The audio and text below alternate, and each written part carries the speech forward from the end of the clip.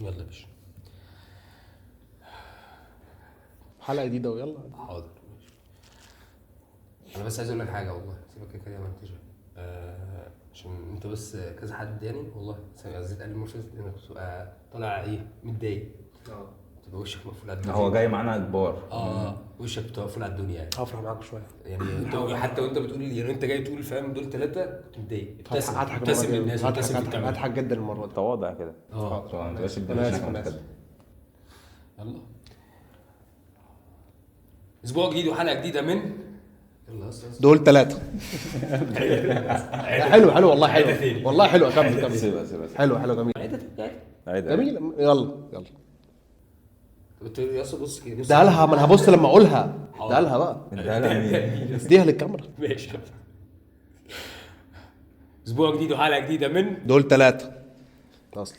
لا دي واحده. ايه القرف ده؟ خد اول واحده وشيل الثانيه. ايه؟ خد اول واحده وشيل الثانيه. خلاص خلي عزام يقول.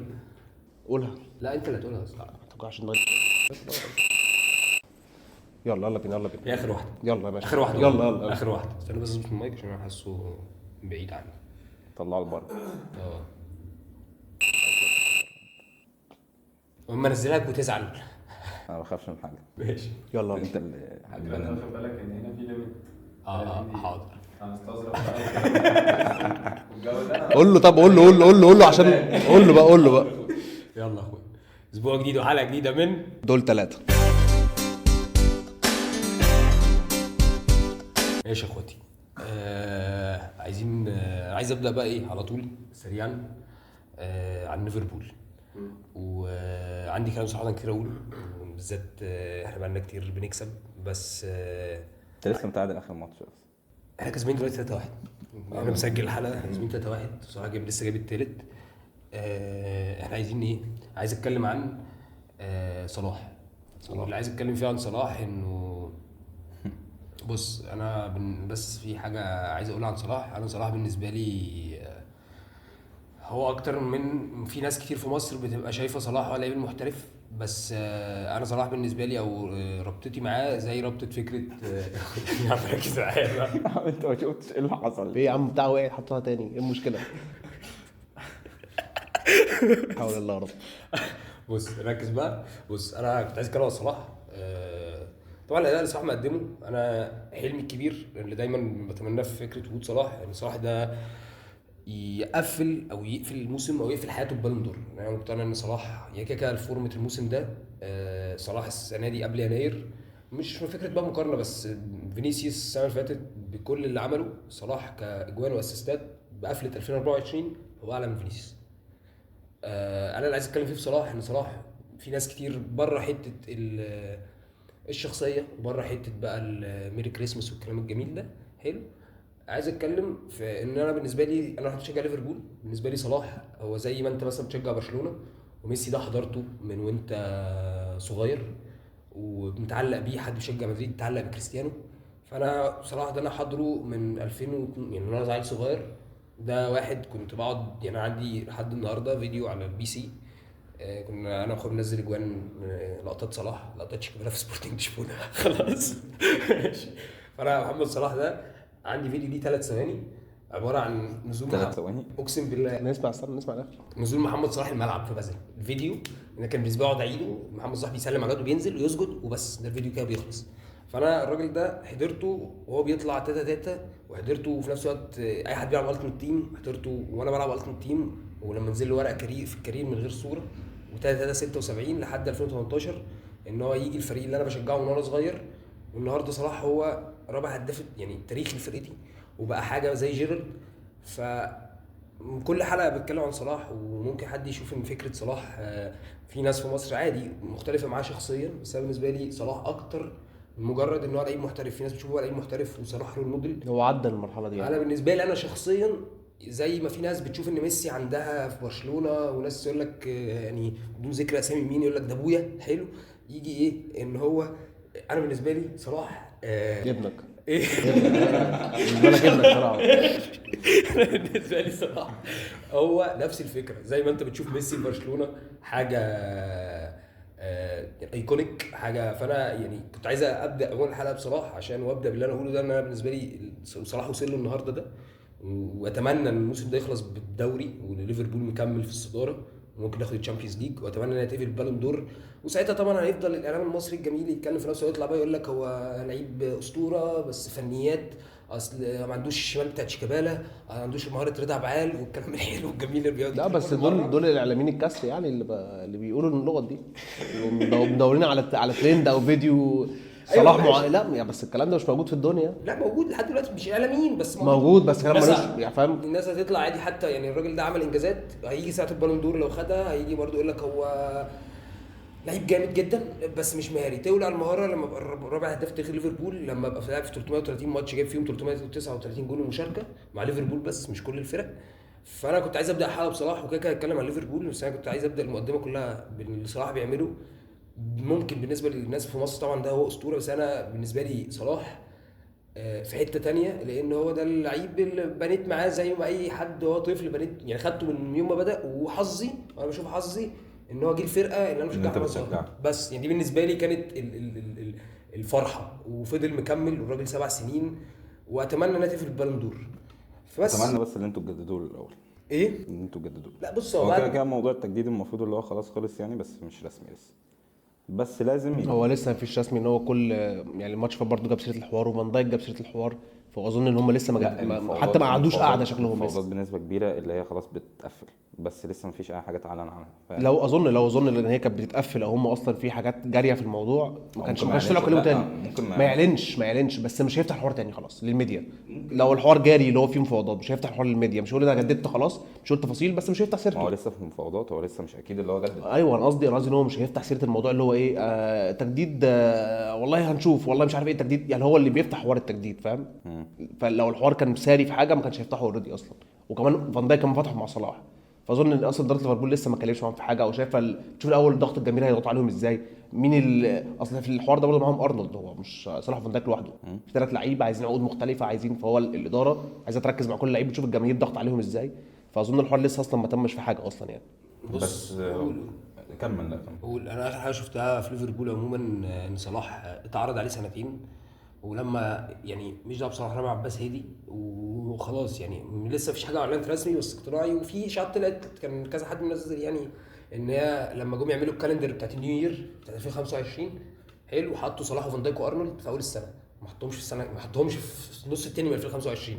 بس ساعتها قعدت تويتر قالت لك ان هم مش هيجددوا وكده، بس على الورق الاقرب للتجديد هو صلاح، دارو فان دايك، ارنولد. ارنولد هو ابعد واحد لغايه دلوقتي. وفي كمان ان هو اتعرض عليه رقم، يعني انا سمعت في كلام مش عارف ارنولد اتعرض عليه 18 مليون حلو، وفي مفاوضات مع ارنولد ان ارنولد يقعد، وارنولد هو اللعيب اللي عنده الخبره الوحيده اللي متبقي من الجيل القديم بتاع يورجن كلوب. يعني خلاص انت حتى لو جددت صلاح سنتين 3 مش بقول لك اعتزل، صلاح كده كان فورمه مرعبه، بس خلاص هيتبقى ارنولد هو الشاب اللي يبقى عنده 28 سنه المفروض ده البيك بتاعه كمان سنتين 3. فارنولد ابعد واحد، بس فان دايك وصلاح، صلاح هو اقرب واحد انه يجدد وعلى الفورمه دي. صلاح لو ما جددش انا بقول لك انت هتبقى خسرت، مش هتعرف تعوضه، وهتبقى خسرت. هتقعد فتره عقبال ما تعوض المركز ده تاني، لان دلوقتي انت لو جيت بصيت ما فيش حد يقدر يعوض صلاح في المركز ده اصلا في العالم كله. غير كده صلاح هو احسن في مركزه بالظبط، هو ما ما كانش كانش حد يعرف ده. يقعد في مركزه لان هو اوريدي احسن واحد، فانت اكنك معاك واحد في المركز ده. ما فيش حتى اللي هو لعيب بوتنشال اللي هو ممكن يبقى زي صلاح قدامه. ولو بوتنشال انت يعني لسه هتعمل لعيب بوتنشال، انت اوريدي معاك احسن لعيب في العالم في الحته دي، فانت لسه هتجيب بوتنشال ليه. فلا طبعا هو المفروض يعني يسعوا في ان هم يجددوا له. كمان صلاح دلوقتي في سيزون ليه من احسن السيزونات اللي ليه مع الليفر، ساعه ما وصل الليفر في مرحله اللي هو جددوا له، فانتم اظن هيجددوا ليه. يعني انا عاجبني فيه هو الراجل بيلعب بريحه مرعبه. الراجل حط النهارده جول وبعد بص ميري كريسماس خلاص عشان كنت خايف، والله كنت خايف بعد ما نزله. انا حاسه بينزلها عند عم والله اقسم. صلاح بعد البوست. لا انت كنت خايف الفرقه يا اسطى كلها. الفكره انا كنت فاكر المصريين بس هم اللي بيهزروا على الحوار لا، لا، لا. العالم كله طلع ان بدأ العالم يتكلم كله بره عن اللي هو الموضوع. لا صلاح كريسماس لا. يعني انا شايف بس ان هو خلاص انت جبت فورمه معاك لعيب. انت صلاح العقد اللي هتديه له اديت صلاح ده 60 مليون طبعا ده رقم، انت مش هتعرف في 60 مليون دي تجيب لعيب في السوق حالي، تجيب لعيب في السوق بس نفس مركزه نفس والمستوى ده. مستواه. ما حدش هيجي يجيب لك الارقام الدبل فيجرز اللي هو بيجيبها، مش حدش هيقدر يديك استمراريه. فدي انا بشوف ان هي صعب، مفيش لعيب يعني عشان تجيب مثلا اقرب لعيب ليه دلوقتي في السوق، واللي انا بقول لك اهو قدام فينيسيوس جونيور مش هيديك لصاحب الدوري. غير كده لا، هو ممكن فينيسيوس يديك اللي هو بيديهولك، بس الفكره في حاجه اللي انت لسه لو هتجيب لعيب اللي انت بالرقم ده بقى او اي حاجه انت لسه هتجرب فيه. انت المفروض دلوقتي اللي انت في فريق في مستوى حلو، في فورمه جامده، مدرب كويس، لعيبه كويسه، فليه تهد كل ده؟ انت هتجيب فريق اللعيب لسه هتدخله على فريق جديد، ياخد على طريقه اللعب الجديد، ياخد على اللعيبه جداد، فاهم؟ كل ده انت مش ضامنه. وشفناها امثال كتير اللي فيه لعيبه بتبقى جامده فشخ في انديتها، بتروح انديه تانية لسه ما خدش على الجو، لسه ما عملش اي حاجه، وبيقعد موسم موسمين وبيمشي في الاخر، فاهم؟ فانت ليه تخسر اللي انت معاك لسه، اللي ممكن لعيب بنفس المستوى بادائه ده اللي هو احسن لعيب في العالم دلوقتي يقعد معاك سنتين ثلاثه في اللي انت تمشيه دلوقتي عشان مش عايز تجدد له وتجرب في لعيب تاني لسه. هي دي الفكره، فاهم؟ الفكره ان اداره ليفربول اصلا هي مشهوره باللقطه دي، اللي هو هي فكره في السن عندهم، فاهم؟ اللي هو طب انا اجدد له افرض السيزون الجاي هو السيزون ده جامد فشخ، بس السيزون اللي بعده لا، ملهاش هو علاقة هيسوحني بالسن. بقى، فاهم؟ ملهاش علاقة بالسن. انا بقول لك اداره الليفر بتفكر ازاي وكتجارب كتير مع الفكره دي، فاهم؟ بس يعني هو بص مش مالهاش علاقه بالسن، لانك انت يعني فيها اكسبشنز. يعني الراجل ده يعني بعد ما اخر ماتش تصريح ليه لما قال له انت فرق الراجل ده دلوقتي فرق بينه وبين الهداف التاريخي 100 جول. خلاص لما اتسال انت فرق بينك وبين 100 اي راجل 100 جول، قال لك انا ما اعرفش ازاي كان يجيب كل الاجوان دي، هو كانوا بيلعبوا ساعتها الكوره 7-7 صلاح، انا مش عارف. فهو انت الراجل ده قدامه 100 جول وممكن يبقى الهداف التاريخي. الراجل ده قدامه 100 وحاجه، وممكن يعني انا اتمنى صلاح يجدد، لان دي هتبقى حاجه تاريخيه ان في يوم من الايام صلاح ده يبقى الهداف التاريخي بريمير ليج. خلاص فانت معاك فورمه ممكن يجدد، وده اللي انا شايف ان هي كده فكره تجديد صلاح دي انا اقتناعي انها خلصت من وجهه نظري. هي ما اعلنش عنها بس انا اقتناعي ان صلاح جدد. ده اللي انا كنت بقوله لك. انا شايف مش كده. هيعلن عنه دلوقتي، هيعلن عنه يا اما في يناير، هيعلن عنه في 2، مش هيعلن عنه دلوقتي، يعني هيعلن عنه في بدايه. انا حاسس مثلا ان هيعلن عنه في نيو يير، هيعلن عنه بعد نيو يير مش دلوقتي. هيعلن عنه في البوكسنج دي فقره الايه هتبقى دي كريسمس، يعني ممكن يقولوا ايه كريسمس جيفت بتاعت الجماهير يعني. بس بقى في حته ليفربول، عشان انا عايز اجي لحته تشيلسي. انت يا اسطى كنت قلت انه بالمر، انا بكلمك في حته ان هو انت نيكلاس جاكسون حلو ماتشات وماتشات، سانشو هو بالمر يا اسطى لما بيتمسك، ولما تيجي تشوف ريكورد تشيلسي قدام فرقه كبيره وحش قوي يا اسطى. فرقه يعني مش قصدي حاجه، تشيلسي ده بتحط عليها لها لود اول ما تخش اوروبا ليج وابتدت تخش في ماتشات محترمه، الفرقه دي هتقع اول ما يبتدي عليها يبقى في لود ماتشات. لو راح تلعب يوم خميس فرقه مش هتلعب بقى فرقه، فاهم؟ في الغريبه دي في اليونان والحاجات اللي بيروح سوا 9 دي هتبتدي تخسر. ماشي بس انت ليه بتقول كده؟ مع الفرقه دلوقتي ماشيه كويس بمعدل كويس، مش قوي بقى، ما اخر ماتشين وقعت. مش هتقيس من ماتشين. احنا ما في فرق كتير قوي وقعت عادي، ده ماتشات حقيقي. كتير ورا بعض، وفي فرق ما تقيس من ماتشين. ما تاخدش بيها الدوري بقى اللقطه دي، يعني انت بص انت دايما قيس على ليه؟ البطل، ليفربول دايما قيس دلوقتي على متصدر الدوري، ما وقعت برضو عادي وبتقع ولسه هتقع. مش فاهم؟ اللي هو دايما تلاقي ماتشين ليها ورا بعض، لا ممكن كل مثلا 6 ماتشات تلاقي وقعت عدت ماتش خسرت ماتش. حبيبي ماشي، انت قيس على البطل، ماشي. قيس طب- على اللي هو فاهم طب ما مركز انت- اول في ما انت- البطوله، قيس انت عليه. مسكت في الماتشين وسبت الران اللي تشيلسي كانت عاملاها بقى لها كذا ماتش اللي هي بتكسب وبتاع، ده مش منطق. يعني فاهم؟ نتكلم عن رقم في الدوري، تشيلسي كانت كسبت كذا ماتش ورا بعض في الدوري. منها مثلا بتاع 4 في الدوري وواحد في اليوروبا وواحد لا، في الكاس. احنا أكتر- بنتكلم عن أكتر رقم في من الدوري بس، فاهم؟ الليفر الوحيد لغايه دلوقتي اللي ماشي بران في الدوري، عشان كده بيقولوا هو اللي هياخد البطوله. بص فلازم أنا عشان معاك. تنافسه تكون ماشي ران زيه. انا معاك ان تشيلسي فرقه جامده، ما قلتش حاجه، وان تشيلسي كل ده حلو، بس انا بتكلم فيه على الناحيه الثانيه. انت ليه اقول لك ليه تشيلسي؟ لان تشيلسي انت لما تبص قدام الفرق السته الكبار خلاص فكك بقى من الرانز الصغيره. هتقول لي الماتشات الصغيره هي دي الماتشات اللي بتجيب الدوري، ماشي ده اكيد، بس عادي هم لما بيلعبوا فرق صغيره سخيفه بتعرف تقفل عليهم. لكن تعال بص على لما بيلعبوا فرقه كبيره ولما فرقه بتعرف تقفل عليهم، تشيلسي ما بتعملش حاجه. يعني مش قصدي يعني لما بتلعب فرقه، انت حتى ماتش توتنهام لو جيت اتفرجت عليه هتلاقي ان هي كيف فوقك من توتنهام كسبناها 6 والحمد لله يعني.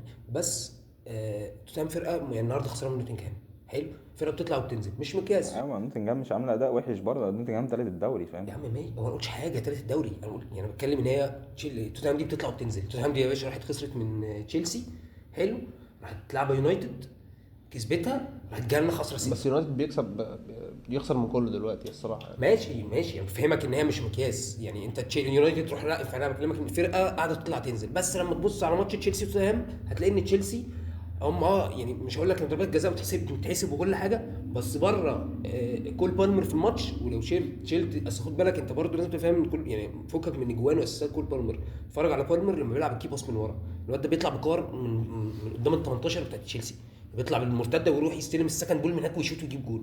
فلو شلت بالمر ده اللي كان فيه، لو شلته هو الفرقه بتبقى وحشه. ومش قصدي حاجه، هم معاهم لعيبه، معاهم نكونكو، معاهم جو فيليكس، معاهم بيدرو كونجو نيتو. في كلام اصلا اللي هو ماشي خلاص. مين؟ كونجو كونكو عايز يمشي، مش ما بيلعبش وما بياخدش وقت الكفايه يعني اللي هو بيلعب فيه، فعايز يمشي. فبس فانت معاك فرقه المفروض لعيبه قدام ولسه هيصرفوا. بس انا بكلمك في ان هم يعني ارسنال هي دلوقتي بتوقع حلو. ارسنال النهارده خلاص لسه تلعب بكره هتبقى رابع، بس انت تشيلسي خسرت، ارسنال كسبت هتقرب ممكن تطلع. بس اجي لك بقى في نقطه ارسنال دي. اصلا مش شايف انا بعد ما عرفت ان انت بتشجع ارسنال بص بامانه والله ارسنال انا شايفها صح. والله يا زياد بص بالذات كمان بعد حته اصابه ساكا اللي هي اصلا نجيلها دي. طب ما انا بتكلم ما فيها. هو هيجي لها دلوقتي نجي بعدين ما يقولها بالمره. اتفضل. عايز تخش انت؟ لا والله. لا والله خش والله انت. لا والله اتفضل. تصوير في تويت عايز يقولها. طب قولها. لا لا والله لا مالهاش علاقه، عايز اقولها في الاخر مالهاش علاقه قول بأرسنال. كلامك وهو يقول التويت. مش عارف انا. ما التويت ما حدش يعرفها غيره فهو اللي لازم يقولها. ما هو يعني هو محضر تويتر. لا اصل كان بعدين كمل. حرق على التويت احسن. فحته ارسنال دي بقى انت بتقول الارسنال ممكن تكسب وتقرب بالمستوى اللي الارسنال بتقدمه ده. عموما انا مش شايف الارسنال هتكسب او هتقرب حتى لو لا لا انا بحب ارسنال عامه بس مبدئيا يا جدعان انتوا كلكم فيستك بس هناخد الدوري مستحيل. هتشوف. خلاص احنا اللي فيستك وارسنال زي الفل خلاص. طب ما خدتوش ليه السنه اللي فاتت ولا قبلها؟ لا كنا تعبانين. ليه انت على ساكا ما فكره اتصابش. انت مستواك انا متفائل بس ساكا اتصاب. انت مستواك السنه اللي فاتت واللي قبلها كان احسن من السنه كان دي. احسن. طيب بس احنا ايه كنا جامدين قوي فتره طويله فشخ في الاول. انت ما كنتش اسمع جامد، بس. انت ما كنتش جامد. اسمعني وانت احسب كسر. قول. اسمع بس الفتره اللي فاتت كنت مصدر الدوري كام جوله؟ صح. 30 جوله تقريبا. انت صح. قاعد متصدر الدوري بقالك 30 جوله. ماشي. انت مفشوخ من اول الدوري المره دي. طيب فإيه ماشي. ما بقى؟ هو ده فهو بيسخنوا في الاخر يا اما في الاول. لا. احنا في الاول والله يعني هم يا اسطى يعيشوك في ضغط ان احنا خسرانين 3-0 يجوا دلوقتي لما احنا خسرانين ازاي؟ احنا هنتعادل بحسوك ان هو من الاول على شرف المهم كلهم، كل اللعيبه على شرف المهم. اللي هو في الدقيقه 80 خسرانين 3 لا احنا هنرجع هنكسب 3-3 قصدي هنتعادل 3-3 هنكسب 4-3 ممكن 5-3 ويحتفلوا والجمهور الماتش اللي بعده خسرنا والله تعادلنا يا جدعان كنا بنلعب نوتنجهام بيزو خسرنا منهم 2-0. انا متفائل عشان هو بيقعوا من الاول ده دليل ان هم اصلا فرقه بتاخد حماسها في اخر كام دقيقه فده على امل ان هم بيعشقوا مثلا في اخر كام جوله بس. ايوه النص التاني من الموسم. ما هقول لك على حاجه، انت دلوقتي مش الفرقه اللي تعرف تعمل كده. انت دلوقتي مستواك واقع بالذات كمان ان انت دلوقتي طريقه لعبك كلها معظم الفرق بقت تعرف تمسك طريقه لعبك. حتى الطريقه اللي انت ابتكرتها اللي هي الكورنرات. افتكرتها ايه ده اي حد ماشي في الشارع عارف جابريل جاي من ورا انت مفتكرها كطريقه لعب دلوقتي. انت المدرب اللي هو المساعد ارتيتا ولا مش عارف ايه المتخصص في الكرات الثابته ده هو اللي عملها لك صح؟ هيمشي ان شاء الله. انت عايزه يمشي؟ عايزه يمشي عشان طريقه اللعب تتغير. خلاص يا جماعه. ما ده اللي انا كنت عايز اسالك بتكلم سؤال فيه. طيب عشان انا والله اتكلمنا في الحوار ده قبل كده. يعني انت شايف ان المشروع يعني مشروع الاداره شغال وجود ارتيتا السنه دي لو ما خدش حاجه ما جابش بطوله لازم يمشي. انا شايف ان هو لازم يمشي. انا مش مع ان هو لازم يمشي. لا انا شايف انك لازم تجيب مدرب يعني يجيب حاجه، لازم تجيب مدرب عنده شخصيه انه يجيب بطوله بقى. وعنده شخصيه يقود يا عم ده كل مره يلعب بلوفر بعد الماتش هم عايز شخصيه ان هي يعرف يتعامل على شويه عشان هم كلهم بجد والله العظيم يا اسطى ما فيش حد عنده.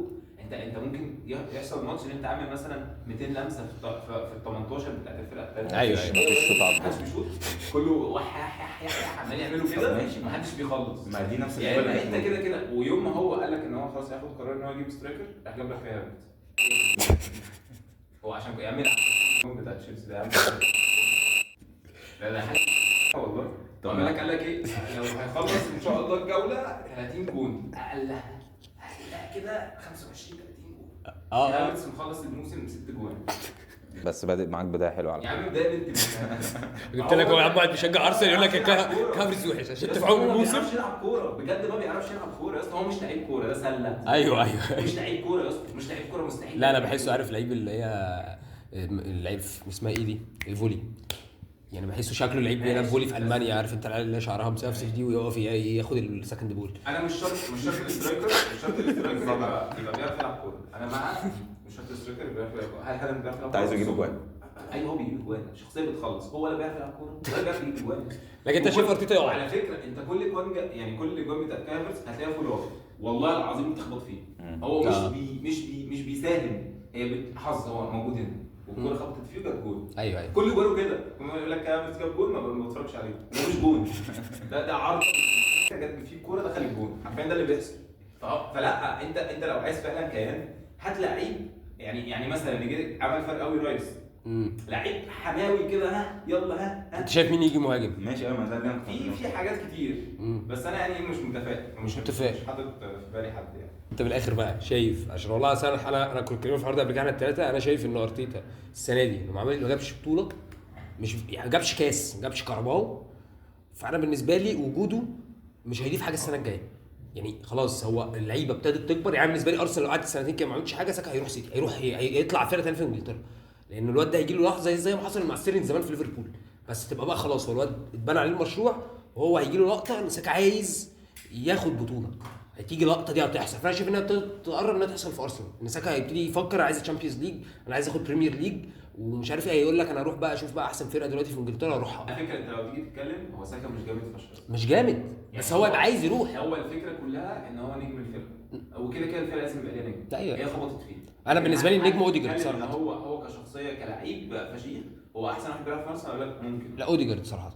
اوديجارد ماشي، بس اوديجارد من غيره ملط ما بتعرفش كوره. ماشي بس اوديجارد هو مش نفس التوظيف بتاع ساكا خالص. بس انت اوديجارد لو شلته انت ما تعرفش تلعبه. ماشي. ساكا قشطه، ساكا لو نزلت الواد الصغير اللي هو 53 ده يلعبه عادي. يعني اللي هو نوانيري. ايه ده جامد فشخ. ده قشطه، ده يشغل كوره. يا اسطى ايه ما تنزله يا ابني. الواد عنده شخصيه في الماتش قبل ما كانت السيتي تقع، الواد كان ماسك شخصيه اصلا بيدريبل السيتي كله. ايوه برودري بكل شيء. ايه يا معلم ده ما بيدوش فرصه ليه؟ انا عايز بس اشوف هافرتز ان هو بس متضايق ولازم ياخد، او قالوا سيزون بس محتاج سيزون كمان. طب ماشي، انت دلوقتي شايف المشكله في مين بالظبط؟ هو بيتفلسف، هو فاكر نفسه جوارديولا، هو مش جوارديولا. صح. هو عنده فكره، بس ايه بقى، هو عنده شويه فتش كده يمشي منه، هو بيحب بقى اللعيبه مش عارف ايه بتاع، هو بس لو يجيب رجاله هقول لك ان هو يكمل. انا مش شايف مدرب فاشل، وهو جه حط قواعد وبنى فرقه، وده مش صعب فشخ. ماشي، بس انا عايز اقول يعني ما كانش حد متخيل ان ارسنال هتوصل دلوقتي. انت كنت بتشوف ارسنال 6 فوت دي كوره جامده فشخ، بس لعبها في حوالي البرازيل، لعبها في حوالي تيكي تاكا اي لكن مش فرقه تاخد حاجه، لكن ان هو يقومها، ان هو انت كده عارف ان في اول على الاقل 5 ارسنال موجوده. لا هو الراجل ما فشلش كده ما فشلش خالص. انا ما قلتش ما فشلش، انا بتكلم ان هو كمشروع نجح، بس زي ما انت قلت ان ارتيتا حتى هو كمدرب مش لا بتكلم ان ارتيتا، يعني انت وصلت النقطه خلاص بقت ارتيتا هو يعني ارسنال كبرت وارتيتا ما عرفش يكبر معاه. ما بالظبط ده اللي بتكلم فيها. بس هل انت تقدر تحكم هو هيكبر امتى؟ لا ما بقى دي الفكره. ماشي، بس في سؤال، هل هو لو طلع من غير اي تايتل السيزون ده، هل انا شايف ان اداره ارسنال هتمشيه ولا مش هيمشي؟ انا شايف انك انت خلاص انت معاك مش دلوقتي هيمشي، بس هو هيبقى مقياس لازم، ان انت دلوقتي هو سنه كام انا اعتقد ان انت هيصبروا عليه السيزون كمان. اصل انت دلوقتي معاك كل اللعيبه خلاص نضجت، اللعيبه دي خدت ما عدا كارلوس. سيبك منه. انا بتكلم على ساكا، اوديجارد، رايس. وبعدين انت رايح تجيب لي رايح نستلم ليه؟ دي صفقه، دي ضحك دي. مورينو. انا يا باشا نايم صحيح. لا مورينو منطقيه، مايكل مورينو لعيب كوره مش وحش خالص. هو اوديجارد بيتصاب يبقى مهم، هو بيسد خانه. ايوه انت ده بديل. هو جايبه بقى اصلا فاهم ان هو يبقى مورينو 3-4 سنوات بيمسك ارسنال واسبانيا ويقعدوا يدوروها. مارتينيلي بالجناح بص الحته اللي على الشمال دي كلها فورتوس. دي مارتينيلي بيجري بس، ده مش لعيب كوره برضه، ده عداء. واسمه ايه ده، وانا بالنسبه لي تروسرد لعيب كوره، بيلعب كوره، هو كبير، هو مشكلته انا حاسس ان تروسرد ما بيبداش عشان بيشرب سجاير، ما اعرفش انا حاسسها ما يقدرش يشرب حاجه.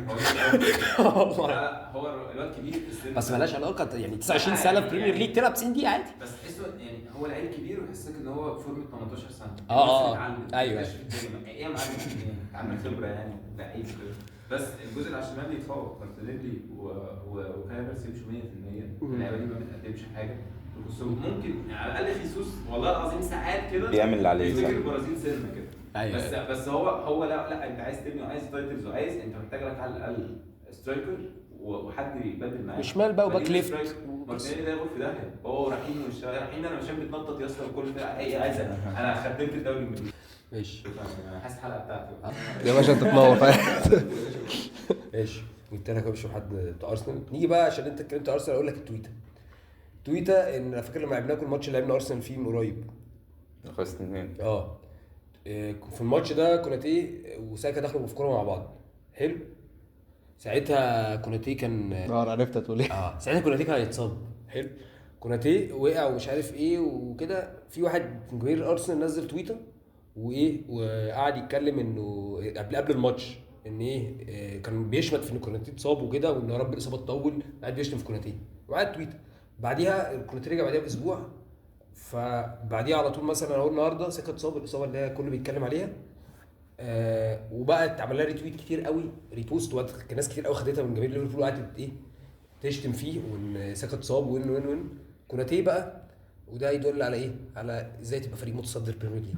كوناتي راح دخل عمل ريبلاي على عمل ريبلاي على 2 تويته من الناس اللي كاتباهم، وقال لهم ان احنا غيرهم واحنا جماهيرنا ما تعملش كده. شفت ان احنا جماهيرنا ما تشمتش في لعيب بيتصاب بس. لا ماشي. نروح للدوري الايطالي وتصدر اتلانتا واكتساح مؤقتا. ما مؤقتا دي بس عايز افهمك بس حاجه قبل ما نخش الكلام على الدوري. ماشي. انت لما بتبقى متاخر ماتشات ما بتحسبش النقط خلاص، فانت بتحسب النقط في دماغك. مفيش حاجه اسمها مؤقتا، في حاجه اسمها انا متصدر الدوري. ثانيه واحده، ده موبايل انا اللي موبايلك. في حاجه اسمها انك متصدر الدوري خلاص. ما انت ممكن تخسر. اسمها ايه مؤقتا برضه يا حبيبي مؤقت. انت افرض خسرت، ابقى خسرت. طب ما انت ليه حاطط في دماغك انك انت كسبت؟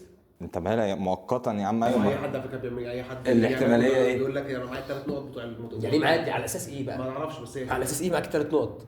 مش على اساس ان انا معايا 3 نقط، على اساس ان انا لسه ليا ماتش. مين قدام مين الماتش؟ فيورنتينا. مش هتكسبه. ليه يا عم فيورنتينا جامده مش هتكسبه. وقع بقى لها ماتشين. ممكن تتعادل. انا بقول لك كده على لازم يكسبها 6. يا عم مفيش اشكال، انا بتكلم ان هو ممكن يتعادل ممكن يخسر. فكره انتر فيها حاجه ان هي مع الفرق الكبيره بتكسب بسهوله قوي. ده تكسب لا والله ده لازم شايفها فرقه كبيره. هي يعتبر في ايطاليا فرقه كبيره، بس انا حاليا اقول فرقه لك كويسه في ايطاليا حاليا، بس انتر مع الفرق الكبيره بتكسب.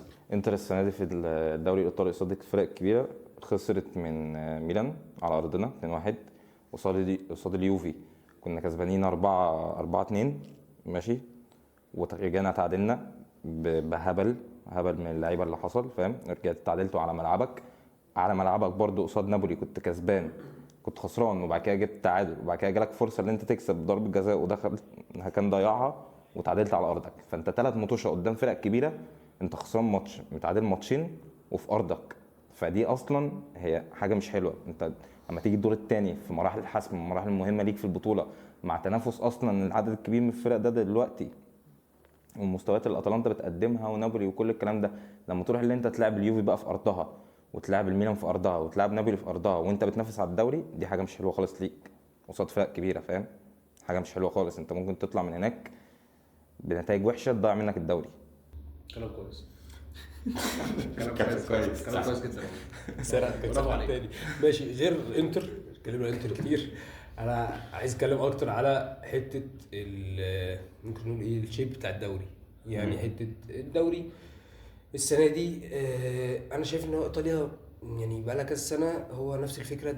مش قصدي حاجه، فرق مستوياتها فرق بتاخد يوروبا ليج جميله زي ساعه مورينيو لما روما خدتها، بس بره روما خدت الكونفرنس. ومين اللي خد ساعتها اليوروبا في السنه اللي بعديها؟ فيورنتينا.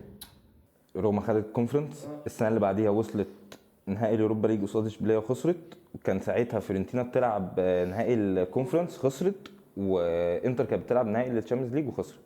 انا بتكلم في ان انتوا يعني في كل حاجه، بس بتكلم بقى على ان خارج ايطاليا انت الشيب حلو جميل. اتلانتا دي المفروض متصدر الدوري وكل حاجه عادي. اتلانتا لوكمان طبعا كده جامد جدا واخد احسن لعيب في افريقيا، بس بره بقى الدوري مفيش فرقه جامده. يعني بره شيب الدوري وبطء الدوري الايطالي وطريقه ستايل لعب الدوري الايطالي، بحس ان انتوا كلكم فرقه كلاس بي بس بتقعدوا تضربوا في بعض. انا مختلف معاك في النقطه دي.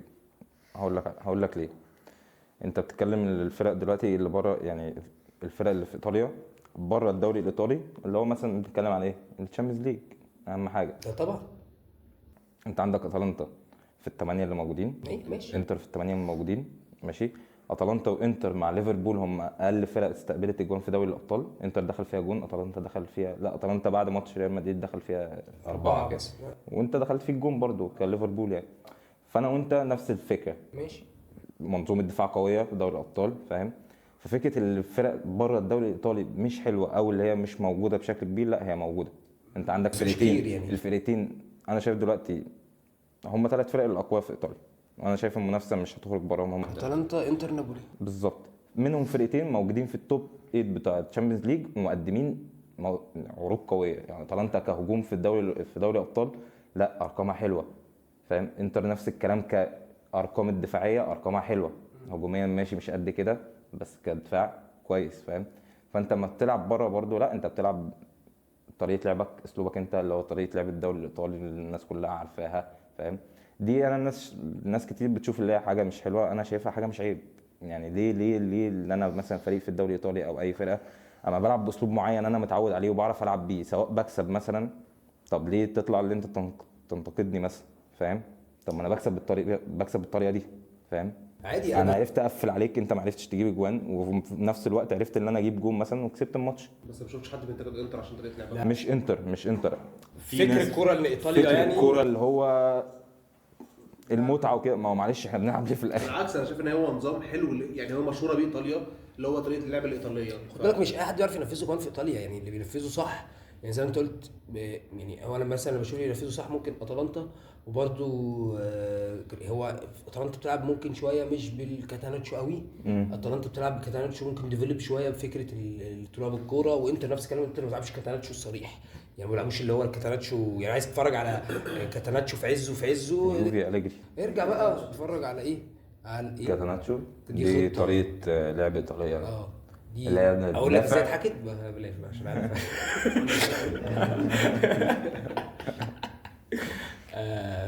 بس فايه، فانا اللي بتكلم فيه ان في ايطاليا هو بس انا اللي دايما بحس مشكلتي في الدوري الايطالي، مشكله اي حد عموما او انا بحب ايطاليا وباين وسط يوفنتوس يعني، بس بحب الكره في ايطاليا عموما، ماليش فريق معين في ايطاليا بس بحب المنتخب ذات انا بس عايز اتكلم عن نقطتين اخر حاجه.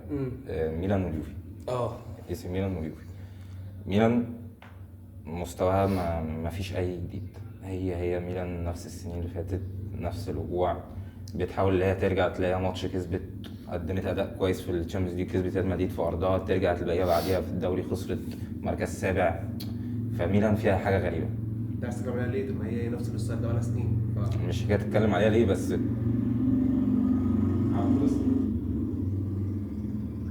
حكايه تتكلم عليها ليه. يا عم قول اي حاجه يا عم، ما انتش باخد زوم اوت واخرجه ونتكلم حاجه ثانيه نتكلم. بس فميلان محدش عارف لها طريقه لعب، محدش عارف لها اللعيبه اللي موجودين كويسه ولا لا. في مشاكل كتير جوه في الفريق ما بين اللعيبه وبعضها. المدرب اللي جه جديد في الاول كان ماشي كويس، وبعدين يعني انا كنت شايف الصراحه ميلان من بعد ما كسبتنا في الديربي في اول الدوري لما انت كنت قاعد تتفرج معايا على الماتش، قلت ميلان خلاص، ميلان السنه دي هتبقى نفس الموسم، نفس الموسم اللي خدت فيه الدوري، فاهم. اللي هو هي في الدوري مركزه قوي وما بتضيعش ماتش وبتكسب وبتاع، وقعت كتير ومن فرق عبيطه، فاهم. وبص على طريقه اللعب عقيمه، فاهم. يوفي نفس الفكره. يوفي هي الفرقه الوحيده لغايه دلوقتي في الدوري الايطالي ما خسرتش، ماشي. بس هعمل الفرقه ما خسرتش بس لعبه 17 ماتش، متعادله 10 ماتشات وكسبانه 7 ماتشات، فاهم. ما انت بتتعادل، انت برضو اداء عقيم، ماشي انت ما خسرتش حلو، بس في ماتشات كتير جدا انت كنت هتخسر فيها، منهم ماتش انتر، منهم كذا ماتش تاني. انت في ابطال في الابطال انت خسرت بقى كذا ماتش، فاهم. وخسرت من ليل وخسرت مش عارف من استون فيلا ومن شتوتجارت على ارضك في اخر دقيقه. فبرضو لا انت في حته وحشه، مش حته حلوه، مش حته. هم عندهم عقم هجومي ودفاعي قوي جدا، ان هم مش بيخسروا بس مش عارفين يخلصوا قدام على اليوفي ان هم بيتعادلوا بيكسبوه، بس يعني دفاعيا كويسين جدا بس بص هي اليوفي دفاعيا مش حلو.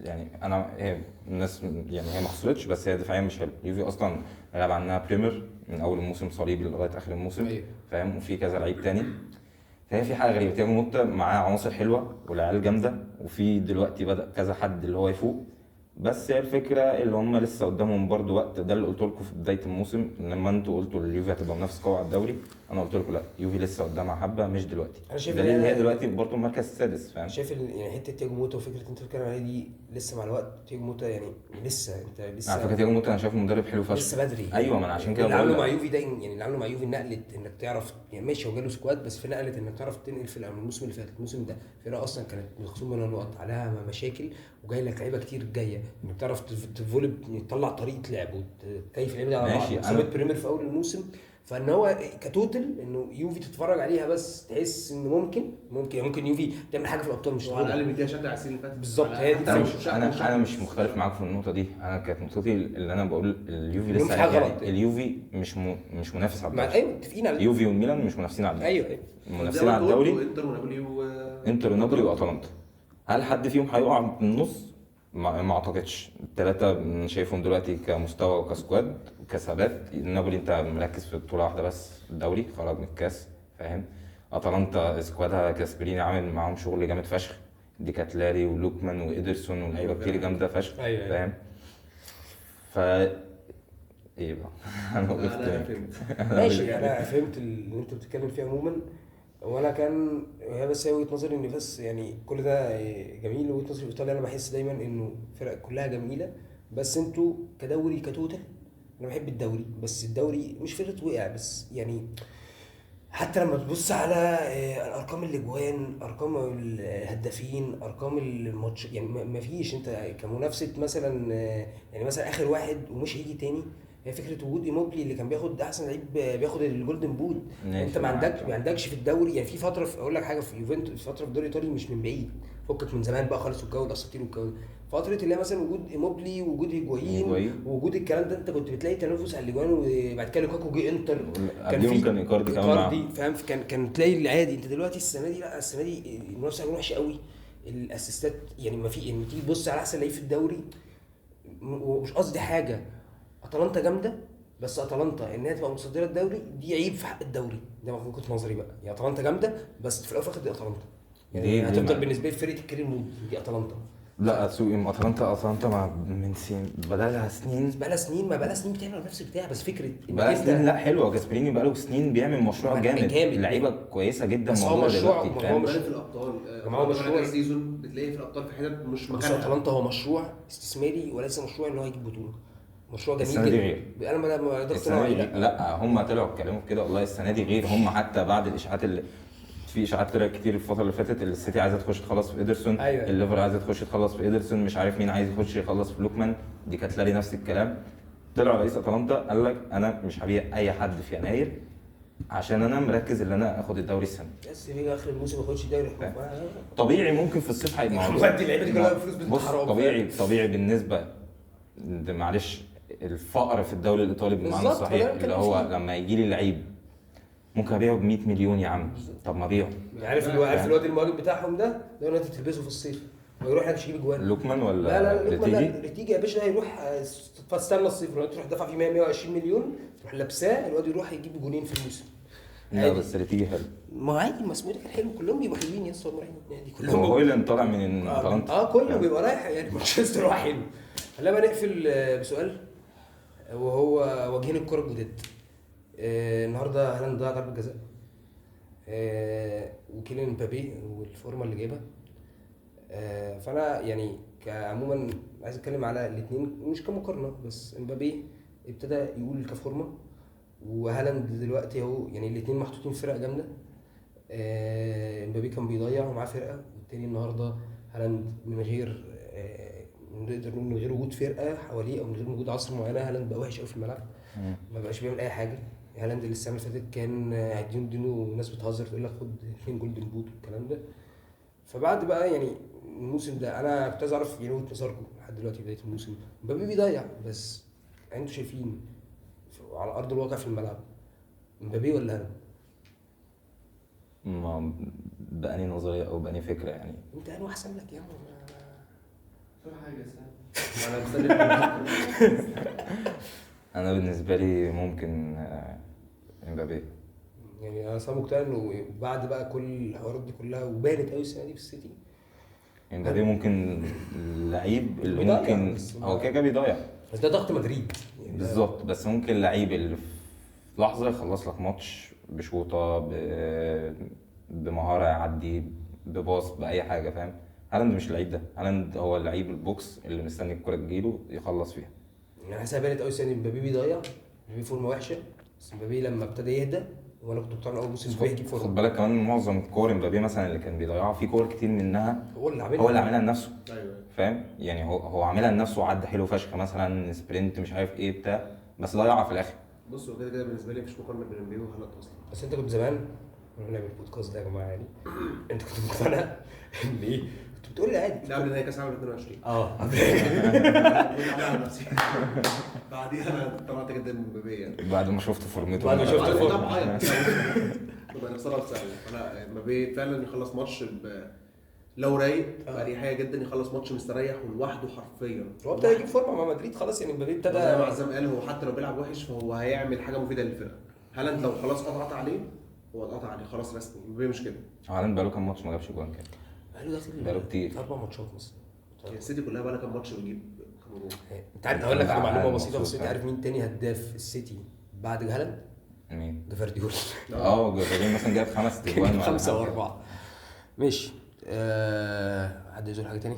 لا زي الفل. ماشي. لو وصلت لحد هنا ما تنساش تعمل فولو لايك، لا فولو وسبسكرايب، واهم حاجه تحت تنزل ايه ده. طيب اتكلم تيجي تقولها انت. بقول لك ايه تعالوا لا في المايك هنا خد انت داخل بالسيجاره طالع بالسيجاره ليه؟ انت هتوقع المايك. الكوره زي لو جيت امسك يا صاحبي امسك. لو جيت لحد هنا ما جيت تنساش حد هنا ايه تعمل- وجاي لك مشوار ولا امسك المايك يا عم امسك المايك. لو وصلت لحد هنا ما تنساش تعمل شير لايك سبسكرايب وتفعل زر الجرس. الكوره يا زياد. بس وانا عايز اعرف مش حاجه تانية بس